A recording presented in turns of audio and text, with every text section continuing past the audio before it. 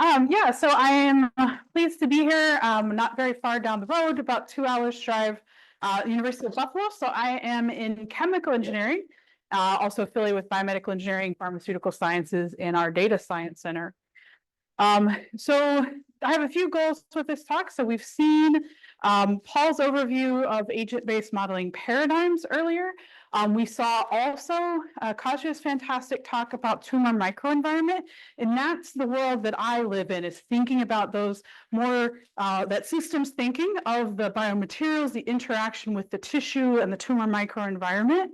And so I want to show some examples of agent-based modeling from my lab and some connections to cancer. So I also empathize with the student earlier today that was talking about the immune system. I'm going to talk a little bit about a tangential project about bees and then lead into how there's connections to cancer, but we have active cancer projects now.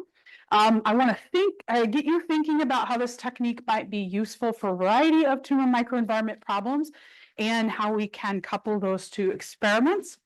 And I'm going to have a separate talk in September at the next Fields Institute workshop. I guess I left the word September in here twice, but it'll be a deeper dive on the newer stuff. So I'll just sort of preview that work today.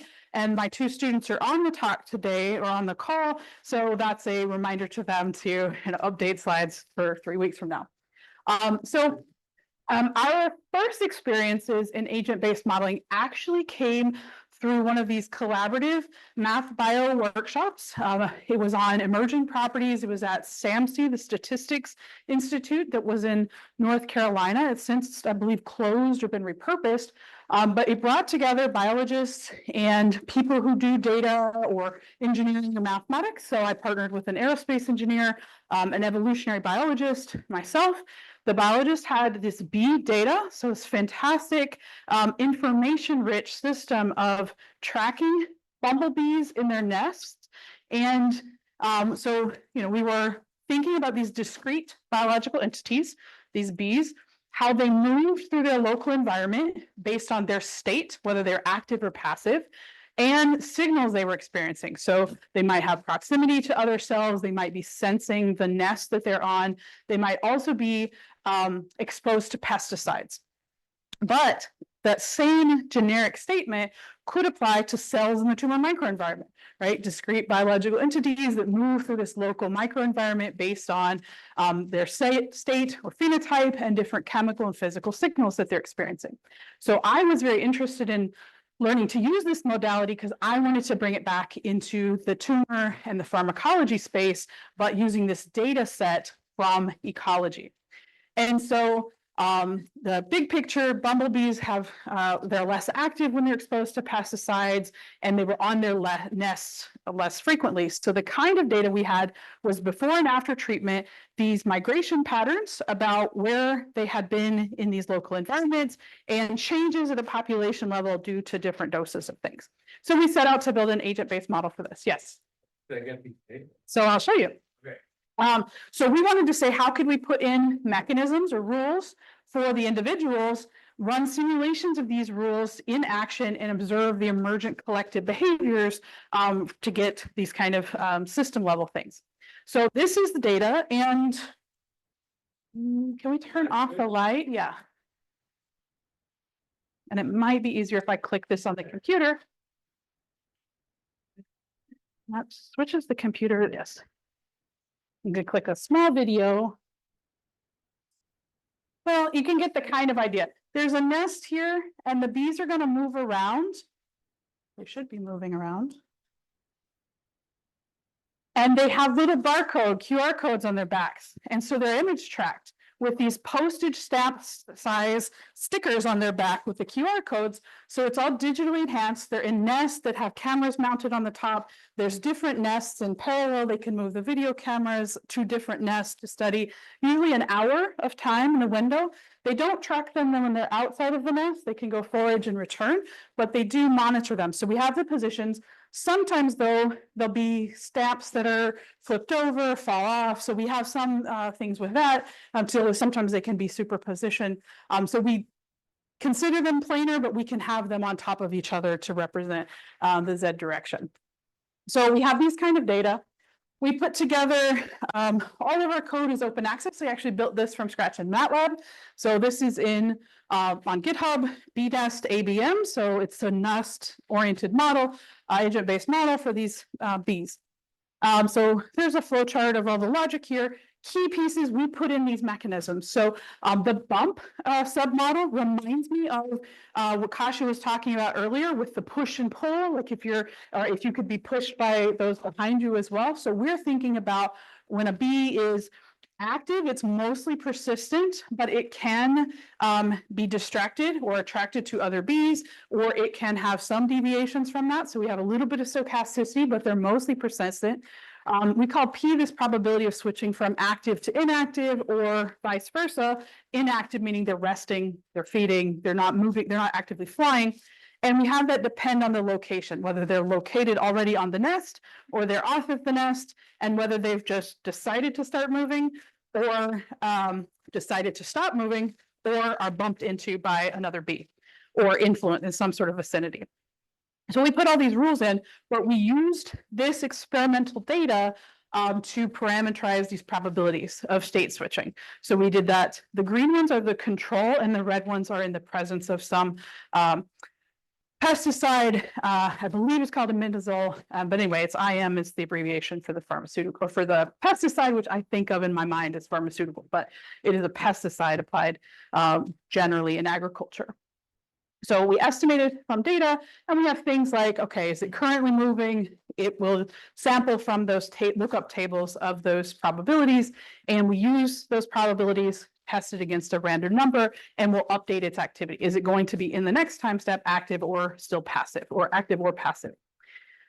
We have a movement submodel that basically says it will sample from a velocity distribution coming from the experimental data and let bees move there. They're already moving, we let them stay at the same velocity or have some variation within those trajectories. If they haven't been moving, they get sampled from that distribution, and we walk through a number of different steps there. What's that? Some communication between them. They can bump into each other. They can tell where others are. We don't have an explicit, or we have an attraction to the other bees. So in that way, they can communicate or sense or understand where the presence of the other bees are. But we do it in a sort of macroscopic way. Where's the center of all of the bees located? And they have an attraction toward that center. So we have, don't know if it will let me play these. No. Okay, so we have two small videos of what it looks like pre-exposure and post-exposure. So generally they have about 100 bees in these populations, and the solid circles or the stationary ones are the objects in the nest, whether there's food there or their young are in there, and the blue are the bees. The big red circle is the queen. She's tagged separately, and so we can get where post-exposure, it's not moving as much and they're having more time spent off the nest. So changing these bump probabilities can be explanatory for this. So we tested various combinations of having the bump, the mobility part, and the attraction strength, how much they were compelled by that interaction with their neighbors. So I believe here the key is that the red ones are when this is turned off. I wouldn't have used that color scheme myself, but so the combination of effects is the ones that look more like the data. So the data are these bar graphs. The violin plots are our simulation populations. And so having both of the effects turned on, we got sort of the magnitudes that were in the data that we were using. So that was good proof of principle. Then we extended this model to do other in silico tests. So our collaborator can do these video mounted systems, but you can imagine that they're expensive and time consuming to do that, much like any experiments. And so we could do in silico tests of considering the influence of domain size and density of cells in this domain, and looking at basically the sensitivity of key factors in this system. So it was very useful for the collaborator to be able to do these kind of in silico tests and have this agent-based modeling paradigm. So we wanted to take that same kind of idea and use that approach in cancer cells. So I think those are all the videos I have. I can go back to the other side. So Yi Wenedago was a undergraduate and then master's student in my lab. And we first published this continuous PDE model formulation that had cell migration, but we really wanted to incorporate the effects of enzyme cross-linking in matrix remodeling. So we have MMPs, those proteinases that can cut apart the matrix and remodel it, but we also were interested in that cross-linking, that is pulling those fibers together that allow cells to migrate along those aligned fibers. So that work, because it's in an open access journal, has gotten quite a few citations, but the better paper is in the AICHE journal, which is my Chemical Engineering Institute journal, that for some other promotional reasons I needed to publish in this journal, but this is a much better paper. If you don't have access to it, I'd be happy to share it. So in this work, we use agent-based modeling for the first time in the cancer environment for us, using CompuCell 3D, and we're considering metastatic cancer cell migration. So I'll talk more about this hybrid ABM PDE model formulation. So we're considering the primary tumor, these star-shaped cells. We consider right after the basement membrane has been breached and cells can start to move out and invade the local tissue headed towards blood vessels. So the boundary of our domain is actually a blood vessel that could receive these cells. And we think about collagen fibers. We think about MMPs, matrix metalloproteinases, that can cut apart these fibers, and LOX we've drawn as little bow ties, lysyl oxidase as the cross-linker to tie together various collagen fibers. Oh yes, so we've got a little bit of animation, the Pac-Man eating and the cross-linking bow ties. And then we can get these tracks where there's alignment of the fibers where cells want to migrate preferentially. So we wanted to capture these kind of phenomena in an agent-based modeling paradigm. So the mechanisms we're using for the cancer cells is we have general adhesion of the cells where they like each other. They don't want to necessarily just spread out in an environment naively. We have a volume constraint of the cells, and we have a chemotaxis. So chemotaxis is one that's not in the default set of energies in CompuCell 3D, but we turned on the chemotaxis. And it uses this idea of this energy Hamiltonian, and takes if you're going to change where a location of a cell is at, or a pixel, if you're going to move it, change the boundaries of these cells, it takes a change in energy. What's the energy at the starting state? Energy at the next state takes the difference. If the energy change is negative, that's the probability is 1, it will happen. You want to be minimizing energy to go down. If not, it samples from this Boltzmann distribution for the acceptance probability. So we use the infrastructure there for these cancer cells, and I'll explain the colored pixels thing in a moment. But we have then 4 PDE fields that we also turn on. So we have collagen fibers that do not diffuse that we have in this field. Those are the colored pixels. So in this formulation, we're considering, instead of a vector field, like Kasha's work, we were trying to put discrete fibers, but in 2D CompuCell 3D, they bump into those fibers and want to go around them the long way instead of over them. So that was a major limitation for us. And so we said, let's do a continuum inversion. We weren't as mechanics focused. We wanted to have kind of this chemical focus. So here we're representing that red is high density per pixel of collagen fiber, and blue low would be no collagen density there. So we're using that as a proxy for stiffness. And this is a randomly distributed background that we just have any pixel is sampled between 0 and 1 in that particular formulation. So these collagen fibers can be the first line here, first equation. The first term is degradation by MMPs. The second term is production of new fibers if that pixel is not already at saturation. So we're looking at, is there a cancer cell here? Is it already have the collagen fibers, or does it have the cross-linked fibers? If it's not occupied, there is a certain formation rate. And then there is a consumption term representing the rate that collagen fibers can become cross-linked fibers in the presence of L, which is our lysyl oxidase. So we have a production of the cross-linked ones, so they can also be consumed by MMP, and then they're produced by the uncross-linked becoming cross-linked. The MMPs and the lysyl oxidase both do have diffusion fields, though. They are mobile, soluble, small molecules. They can be moving through the tissue. There's a rule that you don't see is that the cancer cells are secreting the MMPs and the cancer cells are secreting LOX. That is a simplification. In a tumor microenvironment, there would be other cell types that could be responsible for those various secretions, but in this, we had one discrete cell type. So we have the movement of those, and the betas are the production rates from the cancer cells. So that's the main model formulation. We can track, we can think about this as different channels. So the fiber uncross-linked is what we start with, and we'll have different scenarios for that. And then we start with the cross-linked, the MMPs and LOX not having any changes from baseline in this scenario. And then what you see on the bottom is a few times 3,000 Monte Carlo steps later, and we end up going to 10,000 representing several days. But what you'll see is that there'll be secretion where there's cancer cells, and there'll be the cross-linking is happening where there's still some fiber, but it has to have both lysyl oxidase and fiber. But the MMP is consuming the uncross-linked fibers. So there's a void of, it's cells here, not very fibrous inside the main, we can think about this as a tumor spheroid. So we'll see these sort of coronas develop of the cross-linked fiber. And we also have a rule that the cells like to move through the fiber, but they really like the cross-linked fiber. So they're going to have a preferential chemotaxis toward the cross-linked fiber.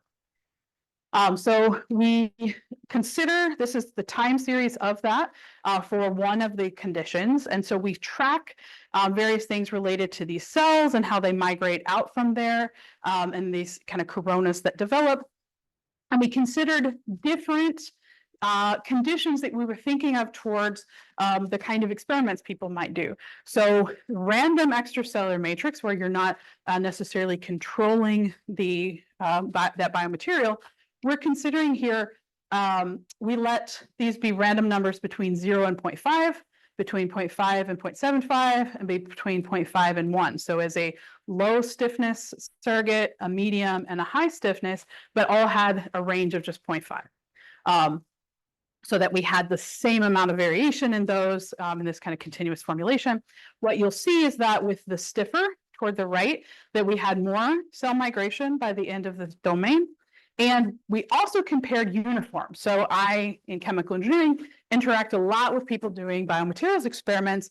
And a lot of the time, the data that we were looking at, I think this was published in 2019. So we're looking at data from 2010, 2012. At that time, a lot of it was still on glass cover slips and these very homogeneous cell migration assays that were uniform substrates, which is not what you're going to have in vivo.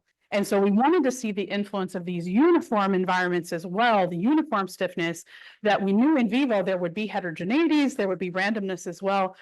So what we found from doing the same average stiffness of these uniform domains is that the cells overall move faster, and they were less symmetric radially moving out from that center core. So once one cell or cluster started moving, that became a pathway that all of the rats could follow it more easily.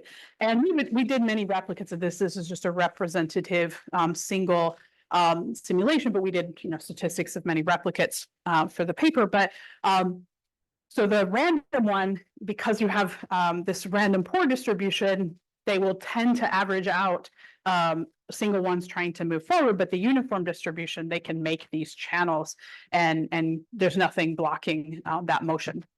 So that's a main piece there. So that led to some collaborations with kind of an NIH NSF working group. So this is a review that I'll just point briefly to with synthetic living materials and cancer biology. So trying to bring people together doing math biology and systems biology with biomaterials and cancer biology, trying to think about what's the future of building experimental systems and computational systems to actually better understand these really complicated tumor microenvironment features in vivo that can we test various things in silico and in vitro.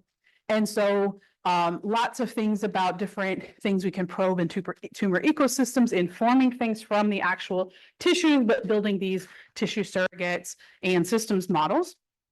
So this is just a few snapshots of different ways one might be able to perturb in vivo systems through light or force or pH temperature, but there's some new grant calls in these areas. So if this is interesting work to you, there's going to be opportunities for funding in this space. I'll skip over that. So in our current work that I'll just briefly highlight, I don't think I have 2 slides. So Kylie and Timitope are PhD students in my lab, and we have a collaborator, Mike Dwinell. So Kathleen had a question earlier about targeting things in the microenvironment. So Mike's background is in immunology, but he's been part of TME working groups for a while. And so we've been thinking about immune cells for either T-cell therapies or other sort of chemokine delivery, giving immune signaling molecules to get the immune cells to penetrate back into those microenvironments. So Mike was very interested in specific signaling between immune cells and tumor microenvironments. So we've been trying to add that in. There's a lot of stuff about immune things that can shield the microenvironment or there's a lot of different chemicals involved there. So we're interested in combinations of those. I don't know why the animation is weird, but we're trying to now, instead of thinking about the in vivo or spheroid case, think about these transwell assays and building our model to replicate those so we know what's the kind of cell-specific, some of the CompuCell 3D or PhysiCell could be properties that need to be in the system, tuning that to these actual cell culture assays. So these are transwells that have a membrane, and you put the cells on top and you put some chemokine in the bottom, and then the cells can move through those membranes if they're attracted to the chemoattractant. So we're interested in that. So we've been building sort of wedges of those environments and the membrane and tracking those cells and trying to make this where it could be really friendly to experimentalists as well. So cell line specific parameters, physical effects in these 3D membranes, having the right chemokine receptor ligand dynamics and the spatial gradients that are appropriate, and tuning that chemotaxis strength to these various chemokines. So then we can put it back into the microenvironments we care about, but this is all related to those cancer immune hallmarks or tumor immune microenvironment types of factors. So for we want to be able to also validate. The first publications there was no validation data.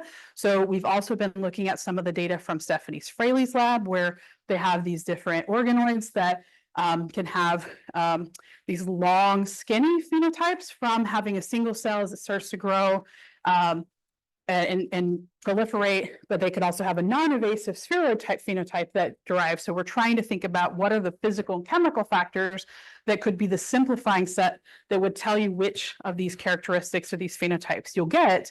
And so we've been playing with factors related to collagen secretion, chemoattractant kind of secretion. So we can at least get these 2 phenotypes now from a single cell under certain conditions, but we're trying to understand the sensitivity to that and have more elaborate models. We're also trying to think about putting those fibers in there discretely, or having like a vector field is a great idea, and how that influences our earlier studies. So last plug is a very tangential thing, but in January, I'm leading a workshop at ICERM for women in mathematical and computational biology. And so this is through the Women in Mathematical Biology AWM group. So Rebecca Siegel at VCU and Suzanne Cindy at Merced are the other co-organizers. And so these are accepted project leaders at this time. So it will be pairs or triples of leaders who are putting together project teams. I think we have 6 teams, and we are looking for graduate students through early career faculty women and gender minorities who like to come and do this collaborative workshop for a week. And so it's primarily work on these projects and then publish a paper in a proceedings volume together afterwards. So I'll be working with Shane Pierce-Cutler on agent-based modeling for lung fibrosis as our topic, but there's a whole lot of other things. Paul's collaborator Alana's on here as one of the leaders, many others that you might recognize and know. So we're spanning statistics to maybe some ecology and other things in these teams, and everyone is welcome, or tell students, trainees, friends about this workshop. So that is all I have. told you a lot of different things, but I hope that you can see different ways that you might be able to leverage agent-based modeling in tumor and immune microenvironments. So, thank you.